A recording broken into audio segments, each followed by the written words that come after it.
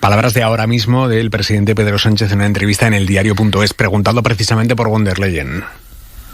¿Se plantea el gobierno indultar al fiscal general? Bueno, estamos ahora mismo, siempre que hemos hablado de indultos, efectivamente son plenamente constitucionales. En segundo lugar, ahora mismo se está en tramitación por parte del Ministerio de Justicia y cuando llegue el momento el Gobierno de España se manifestará al respecto. Lo que sí que creo que es importante es no olvidar cuál ha sido el posicionamiento del Gobierno de España sobre esta sentencia, que evidentemente respetamos pero no compartimos.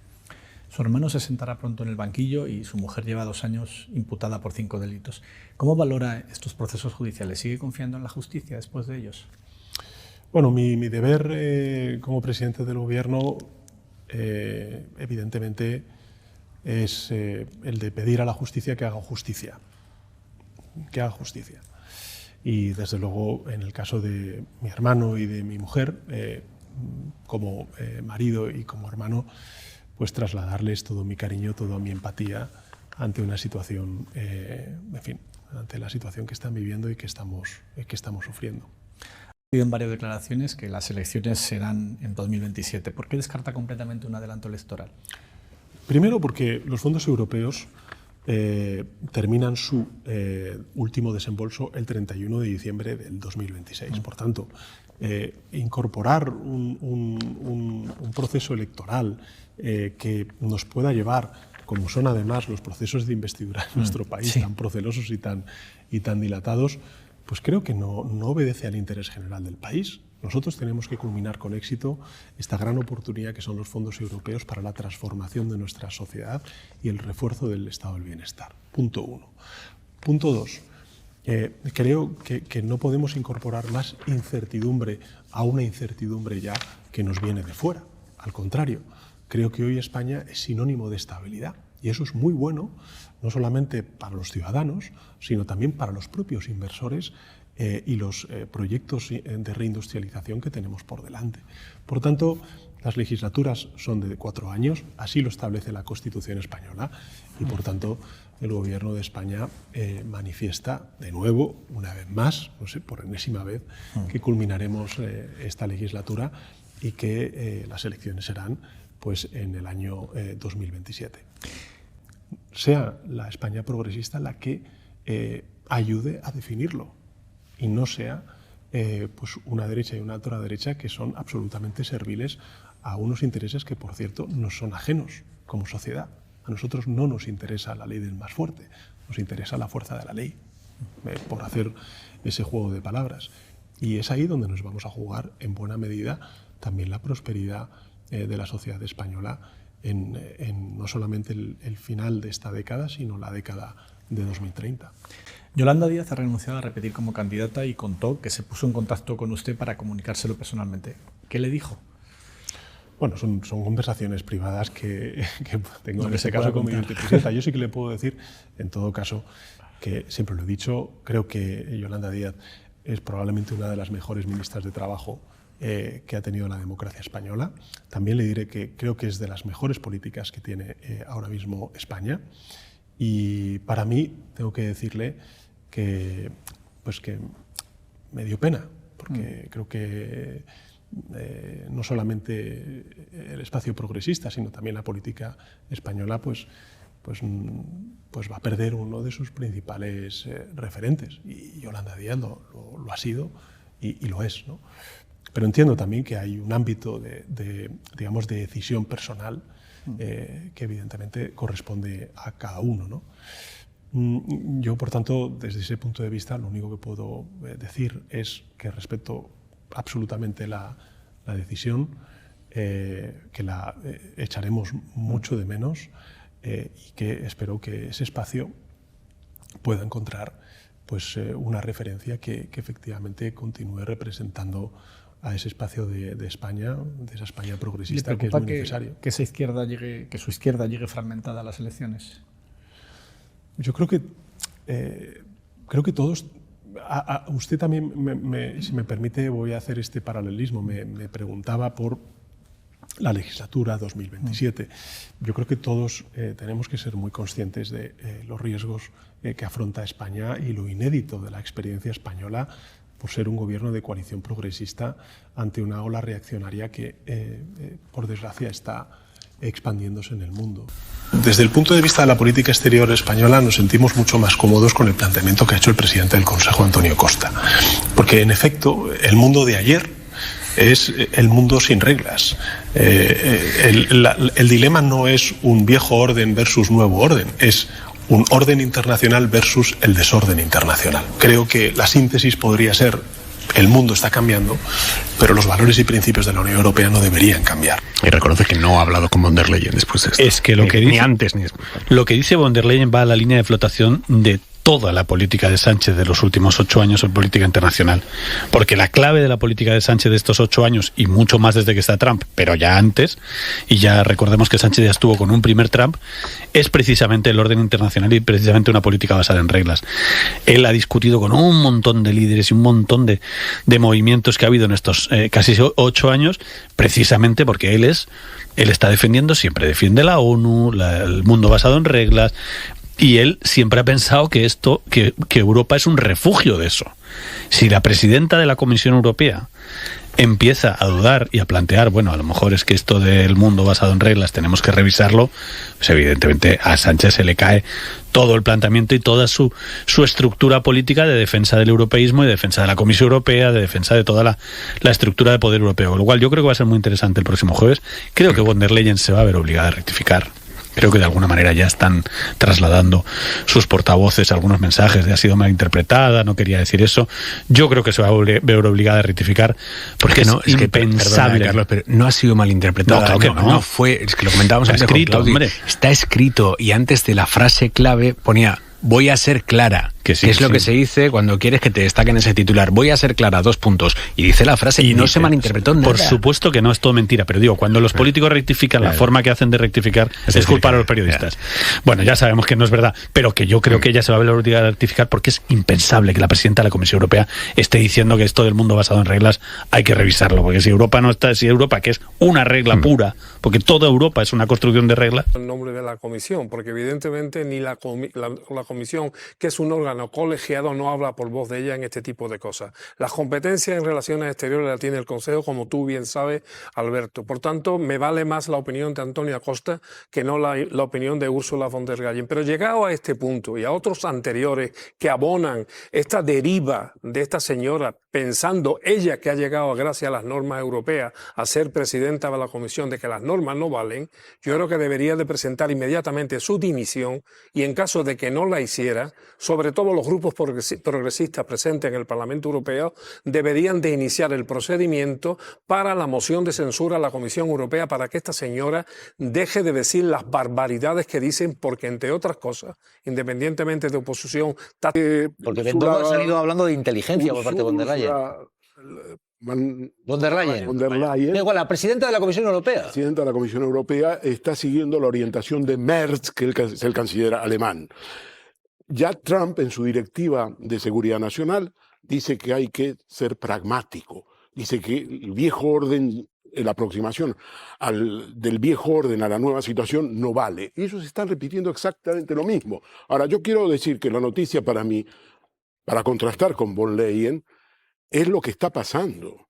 Y hoy la Fox News, que es del grupo al que pertenece Aznar, de Rupert Murdoch, News International, ha reconocido y ha denunciado públicamente en Estados Unidos, su corresponsal en la Casa Blanca, que las 175 niñas muertas el día 28 de febrero, el inicio de la guerra, son responsabilidad de un misil Tomahawk de Estados Unidos. Lo ha dicho la Fox. Espero que Esperanza Aguirre, que es de la Fox, es de Aznar, nos diga si eso es un bulo o no es un bulo. Es el primer frente y se abre esta opción, invadir Cuba. Esto es lo que ha dicho Trump esta madrugada. Segundo frente, el frente diplomático y nuestra respuesta, porque se ha abierto un debate y es el de genuflexión o plantar cara, arrodillarse ante Trump o responder a Trump. Von der Leyen ayer abría un camino vía genuflexión, diciendo se ha acabado la ley internacional. There should be no tears shed for the Iranian regime. Mañana una we will invasión always defend and uphold the rules-based system that we helped to build with our allies, but we can no longer rely on it as the only way to defend our interests. Europe can no longer be a custodian of the old world order. La Unión Europea ya no puede ser custodia del orden legal, dice la presidenta de la Comisión Europea, que no tiene competencias para hablar de política exterior, que no tiene autoridad para decir esto y que sobre todo está siendo contestada por quien sí la tiene, porque hoy Antonio Costas la desmiente, hoy Teresa Rivera, la vicepresidenta, la desmiente, hoy Moncloa absolutamente incendiada con esto, hoy Cristina Cañedo lo que se reclama es que la ley sigue rigiendo, diga lo que diga Trump.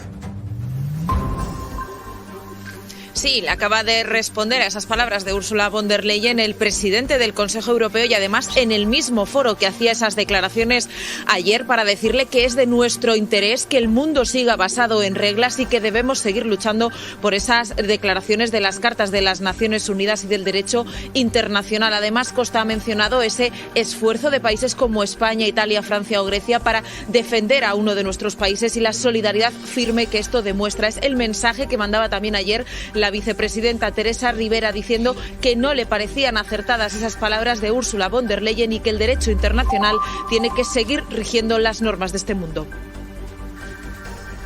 Ursula von der Leyen ayer hizo una reflexión en voz alta de la que se puede discrepar o no. Yo creo que es muy peligroso entrar en un debate en el que parece cuestionarse el derecho internacional. No creo que esa fuera su intención, pero no me parece acertada la forma en la que se expresó.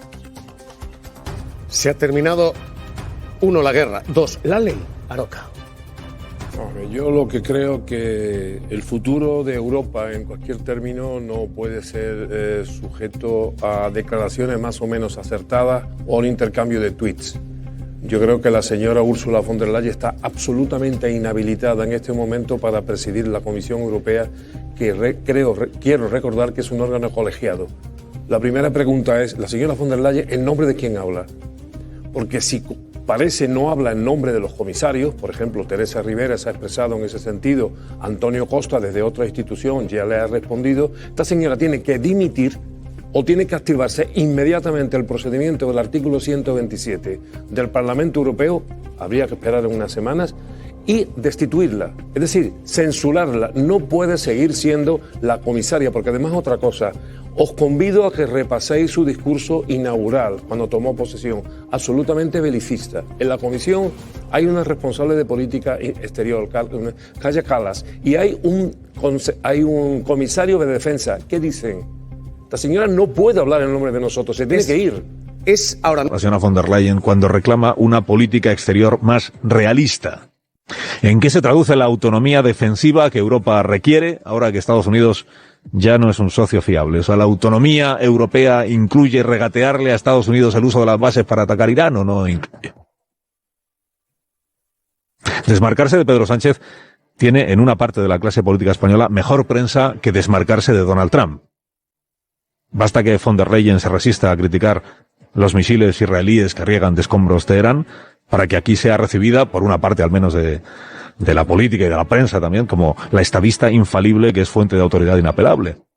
Las decisiones sobre operaciones militares las tendrá que tomar aquí, el nuestro de aquí, como en Francia Macron, como en Italia la señora Meloni, los gobernantes que responden ante su sociedad. Y lo inmediato está siendo defender Chipre, o disuadir a Irán y a Hezbollah de que ataquen bases en Chipre, evitar a toda costa que un misil iraní caiga en Turquía, que es territorio OTAN, y paliar cada uno en su país las nefastas consecuencias económicas de una guerra, o sea, el precio de los combustibles y la valoración de las grandes compañías en bolsa. Hay las bolsas.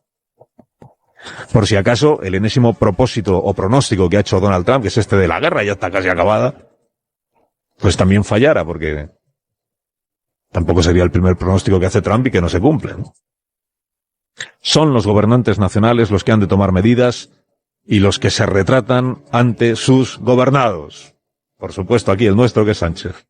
Son las declaraciones nada menos que de la presidenta de la Comisión Europea, que en un ejercicio que, como le han recordado algunos de los socios comunitarios, algunos de los países que integran la Unión, de los 27 países, excediendo el margen de su capacidad de competencia, dijo que en realidad estamos asistiendo al nacimiento de un nuevo orden mundial y que por tanto las reglas que había hasta ahora, esas reglas cuyo espíritu tendría ella que proteger, el espíritu europeo que siempre se había identificado con la protección del derecho internacional, pues que esas reglas han empezado a cambiar. Se está debatiendo, se está discutiendo si se pueden topar los precios.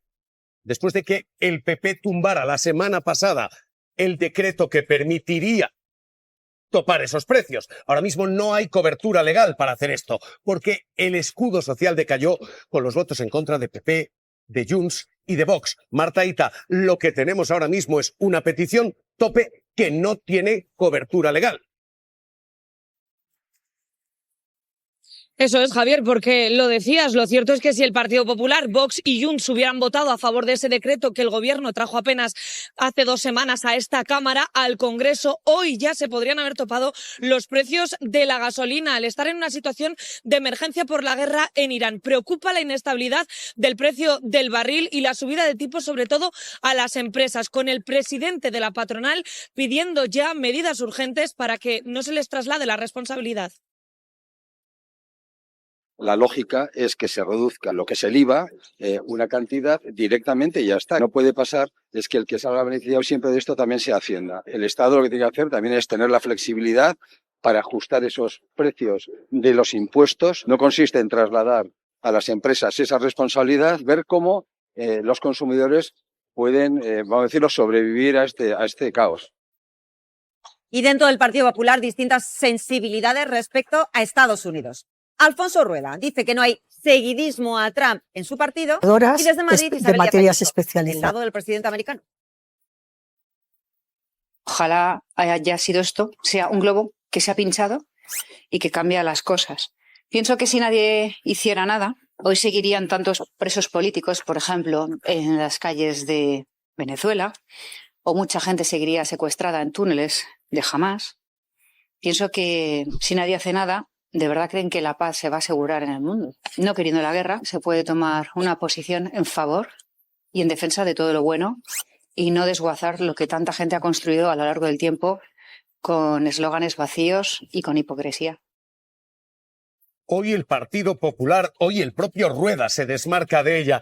Todo esto es el frente bélico, frente económico y consecuencias políticas. Y a partir de aquí... que hay que pedir la moción de censura a esta señora. Tenemos esto en el terreno, en la clave diplomática. Tenemos esto otro en la clave económica. Se está planteando escudo social. Acaba de hablar Podemos, Yone Belarra. Quienes pagan las consecuencias de estas guerras siempre son los más débiles. España debe impulsar un plan anti-Trump, intervenir inmediatamente el precio de los elementos básicos. Es imprescindible intervenir los precios de la vivienda, en primer lugar, bajar los alquileres por ley un 40%, expropiando, insisto, las viviendas que los fondos buitre norteamericanos tienen en España. Esto va a sonar tentador, esto es peligroso, pero va a sonar tentador a mucha gente, ¿eh? Expropiar a los fondos americanos, Apollo, BlackRock, esto. Claro, esto, bueno, yo creo que el gobierno está trabajando en unas medidas que, yo insisto, tienen que ir dirigidas a afrontar Pero esto ha habido más, porque hoy ha comparecido también Garamendi diciendo no va a haber reunión con ustedes y diciendo esto, escuchen. La lógica es que se reduzca lo que es el IVA, una cantidad directamente y ya está. No puede pasar es que el que salga beneficiado siempre de esto también sea Hacienda. El Estado lo que tiene que hacer también es tener la flexibilidad para ajustar esos precios de los impuestos. No consiste en trasladar a las empresas esa responsabilidad, ver cómo los consumidores pueden, vamos a decirlo, sobrevivir a este caos. Vicepresidenta, el mensaje de Garamendi hoy coincide con el de Feijóo, que dice el que se está lucrando con la guerra es el gobierno. Bueno, yo creo que estas afirmaciones, si me permite, aparte de ser impropias de dirigentes como el señor Feijóo, desde luego son falsas. ¿de acuerdo? Porque, fíjese, curiosamente no hablan de los márgenes empresariales que sectores en nuestro país tienen y, por cierto, en muy pocas manos y sin redistribuir la renta. Por eso le decía, anticipándome, que da igual cuando escuchemos esto, la respuesta que da el señor Feijóo desde que es presidente de la Xunta de Galicia, con crecimiento económico a tope o como sea, es única, que es bajar los impuestos. Además, recuerden la propuesta del señor Feijóo, todos los impuestos. Recuerden ustedes lo que pasó en el Reino Unido con aquella propuesta que casi se cargan su país, ¿no? Pero no solo esto, sino que en este caso concreto además no actúan como debe de ser, porque fíjese, aquí no se lucra el Gobierno de España. Lo que hace el Gobierno de España es tomar medidas para ayudar a las empresas, a los trabajadores, a las trabajadoras, a los autónomos y a las familias españolas. Por cierto, con un coste fiscal, como sabe también usted, muy elevado.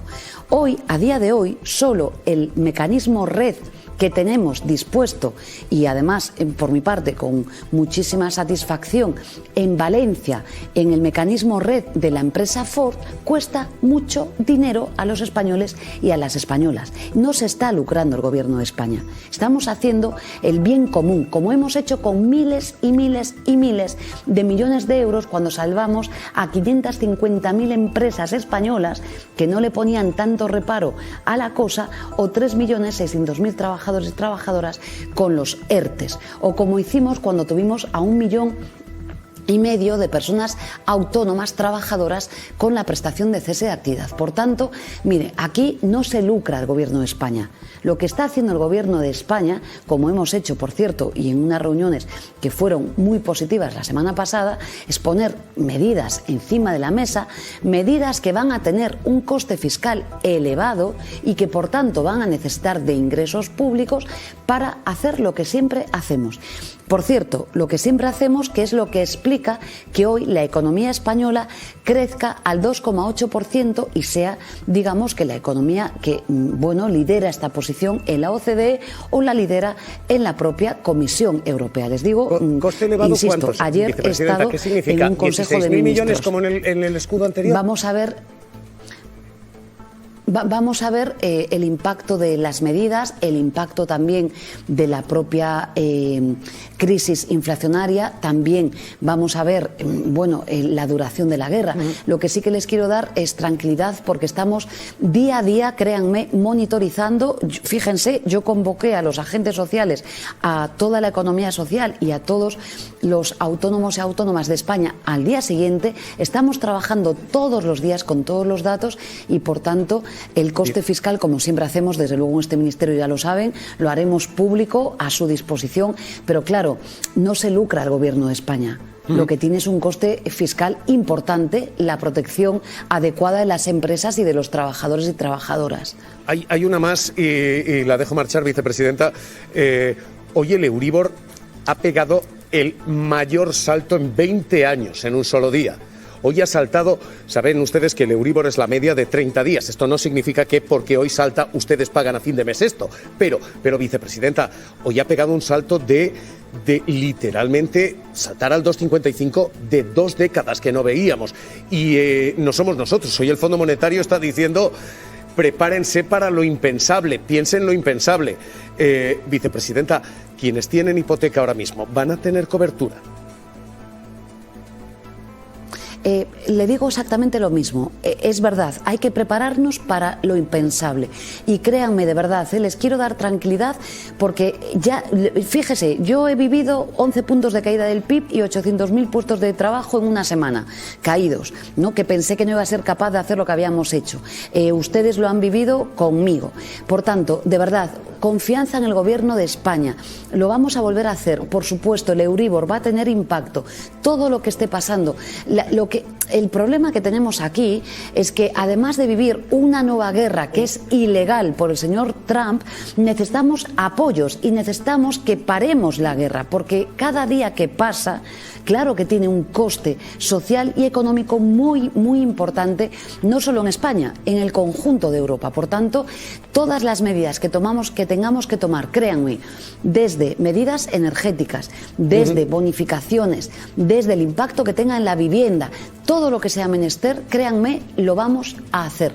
Y quiero aprovechar para recordar que estamos ante una guerra criminal absolutamente ilegítima y desde luego que, como ha dicho hoy el señor Costa, desde luego en democracia los demócratas tenemos que defender la legalidad internacional y los derechos humanos. Digo esto porque creo que han sido más que desafortunadas las palabras de la presidenta de la Comisión Europea ayer mismo cuando se dirigió a los embajadores y embajadoras, digo porque yo misma estaba allí, y creo que es un dislate absoluto que la presidenta de la Comisión Europea, lejos de colocarse del lado de la legalidad internacional, de parar la guerra y la barbarie en Europa, se coloque del lado justo de la barbarie.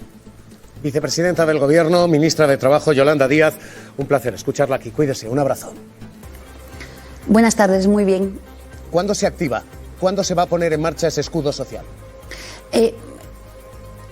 Fíjese, la semana pasada yo misma reuní a todo el sector productivo español, a todos los agentes sociales. Tenemos todas las medidas en materia económica y social preparadas y listas. Piensen que muchas ya forman parte de la legislación española hoy y, por tanto, quiero mandar un mensaje de tranquilidad a todas las empresas, a los autónomos, a todos los trabajadores y trabajadoras de nuestro país, porque tenemos una panoplia de medidas, como siempre hemos hecho, dispuestas para ser aplicadas con carácter inmediato. 2. En el Gobierno estamos trabajando internamente. Esta semana no pararemos, créanme, a lo largo de la misma, para disponer de una aprobación ya transversal de medidas de carácter social, de carácter ambiental y, por supuesto, como les he dicho, de carácter laboral. Por lo tanto, de verdad, tranquilidad, porque por desgracia tenemos mucha experiencia en gestión de crisis y lo que ya sabemos es que el impacto que está teniendo la guerra ilegal y legítima del señor Trump en Irán está causando efectivamente impactos fuertes en los precios de la gasolina, en los precios energéticos en nuestro país. Y como siempre hacemos, vamos a acompañar a las familias, a los trabajadores en las empresas. Le pregunto cuestiones muy concretas, vicepresidenta, porque hay una pregunta, la primera, y es en el surtidor. Descuento de los 20 céntimos por litro como vivimos en la crisis anterior. ¿Esto sí o esto no?